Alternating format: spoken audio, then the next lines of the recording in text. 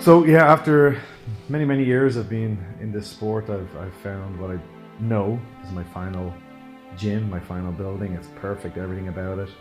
The size, the layout, the location. I really love it. It's starting to take shape now, aiming for a August opening. Yeah, just kind of all the lessons I've learned in my previous 9 gyms will be used in this one to make it perfect. As Conor has dubbed it, the Monster. I kind of like that name. My first one was called The Shed.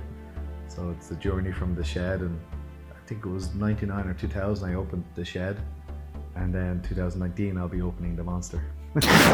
So we're on our way to the new gym now, still under construction. Has been dubbed the Monster. I started off in The Shed and now I'm in the Monster. Meeting a guy there that's going to be doing some pretty cool wall art, and meeting a plumber. So it's all exciting, it's all go. We're about 4 weeks in and probably 10 weeks to go. What's that steel, Sean? What's that steel? What's the steel? So when I come in here, there was a huge number of these uprights. We've replaced them now with acros. So many of them, and the big requirement for a MMA gym is large open spaces.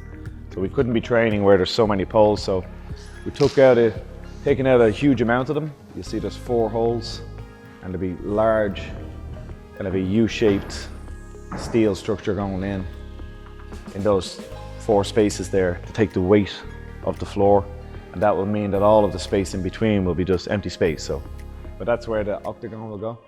Does that look, Katie, like, let's say I was to drop the cage in here, our octagon, how much space do you think would be left over? Yeah, so imagine the cage is just like plop, and it's into that corner, so it's tight into that corner. How much space do you think would be left over? You think about here? So about this much space left? I would agree. That's what I would have thought. But when you put it in, there'd be about this much space left. Okay. Really? That's how big it is. It's crazy, isn't it? The 30 foot with like... You know, give it a few. Well, actually, this much space. About that much space. Okay, it's gonna, boy, it needs to be that big one, Yeah, I mean, that's why we had to cut out this floor. Because this floor all of it used to come. You remember, right?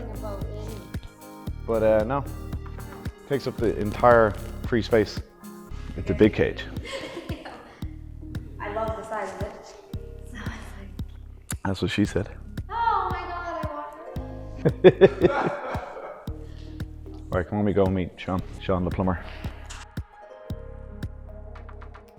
You probably want to be careful, because if you're filming and you don't look and there's a gap, you're going to go through it. Gaps. Oh, great. Brilliant to have you on board. Yeah, thank you. And you can't leave now. You must stay. You must accept. Yeah, there's no worries. So we're doing a bit of a video about the progress on the job and tracking it. And I told him that I have a celebrity plumber. Your other clients are very well known. Wiekentrek. So it's kind of split in 2 sections. This on this side here will be like really heavy rubber mats, because this will be all the heavy lifting, and all the dump kettlebells and plates and barbells, they'll all be stored against the wall here. And then this area here will be dual use, so it'll be just jiu-jitsu mats. Do all the kind of aerobic style stuff like battle ropes, pull-ups, ground and pound, all of that stuff here. And it's an extra space for jiu-jitsu classes, so Naris can teach kids up here as well. So what would I do? Would it be better, like, do you have designers you work with that I could just send them loads of images? Yeah, we could make a collage out. You can make collage out of it. Perfect. That's what I was thinking. Yeah. I kind of have it in my head already what it will, you know, big images of Ali and different boxers. And there's my first gym. That's the Shed, the Monster. Yeah, the Shed was my first full-time gym. I was super proud of it. I graduated from college, good degree in engineering, gave it to my parents and I said, I'm off. I have plans. So I opened up the Shed. It was all I could afford at the time, a very small place, 40-50 square meters for 500 square feet. But it was good enough for me. It got me started. I got my first 15-20 students and trained their butts off in there. Very, very simple. A few mats on the floor, few leaks in the roof, toilet in the corner, but it was all I needed. It was all I needed, and we got going. And a couple of years later, I upgraded. A couple of years later, I upgraded. A couple of years later, I upgraded again. And here we are today, many, many years later. I put up a post there recently that I have a coach's area in my new gym. It's a room, and it'll be somewhere that the coaches can keep their gear. There'll be sofas, TV, little shower area, little area just for the coaches, because the coaches are the soul of my gym. So they do great work for me, and I'm trying to get them a nice space. But what is funny is that coaches area is the same size as the shed.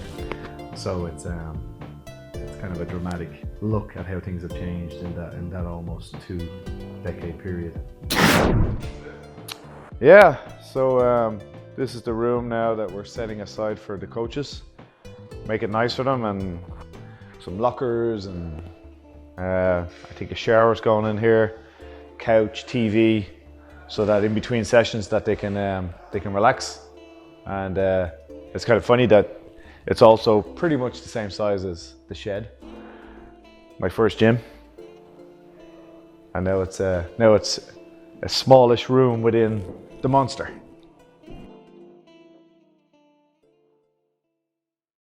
Someone said this to me recently, and I got kind of, when I thought about it, was right. Is that first thing to know is not for everybody. It's not for everybody. Don't be too hard on yourself if after 6 months or 12 months you hate it and you want to close down, you want to try something else. Because I've seen people try to make it work. You know, I would have always just said push through, keep going. But then I realized they were miserable. So it's not for everybody. Get that out of the way first of all. If it is for you, incredibly rewarding. But like any entrepreneurial endeavor, know there's a 10-year period of long hours, low pay, being a jack of all trades. You're going to paint the place, you're going to deal with the sink when it's blocked, you're going to deal with all your clients that they have problems. It's on you. So brace yourself for that, be ready for that, and embrace it. Embrace it, because I know I certainly can look back at those times now and smile, and it makes me just walking into my gym now, and it's dry, it's clean, and it's warm. There were 3 things that I just dreamt of for the first 10 years. To walk in a gym that's warm. I just couldn't imagine it.